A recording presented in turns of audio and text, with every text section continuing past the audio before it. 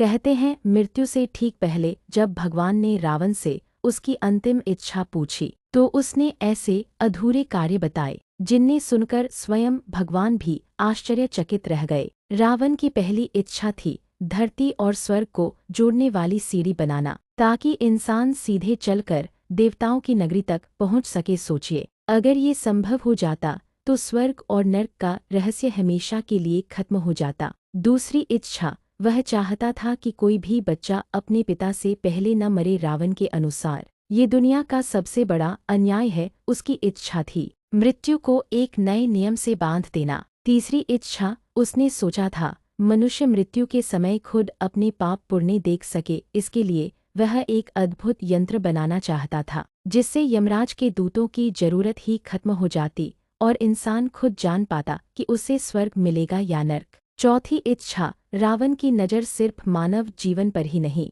बल्कि प्रकृति पर भी। वह चाहता था कि समुद्र का पानी मीठा हो जाए ताकि प्यास से कोई न मरे। सोचिए, आज अगर समुद्र मीठे होते तो पूरी दुनिया कैसी होती। पांचवी इच्छा, उसकी एक और इच्छा थी चांद को उसके काले धब्बों से मुक्त करना। वह चाहता था कि चंद्रमा श्वेत और निर्मल हो जाए, एक ऐसा प्रकाश जो अंधकार को पूरी तरह मिटा दे। छठी इच्छा, सोने से भरी लंका में रहते हुए भी रावण चाहता था कि सोने में सुगंध हो ताकि उसका राज्य केवल वैभव से नहीं बल्कि सुगंध से भी महके। सातवीं इच्छा, उसने सोचा था बलि राजा को मुक्त करने का, वही बलि जिसे वामन अवतार ने पाताल में भेज दिया था। रावण मानता था कि ऐसा राजा जिसकी दानशीलता बेमिसाल थी उसे कैद में रहना ही नहीं चाहिए। आठवीं और सबसे अद्भुत इच्छा, रावण चाहता था कि पृथ्वी का भार उठाने वाले शेषनाग को मुक्त कर दे। उसने सोचा था इंद्र के वज्र और पृथ्वी के लोहे को मिलाकर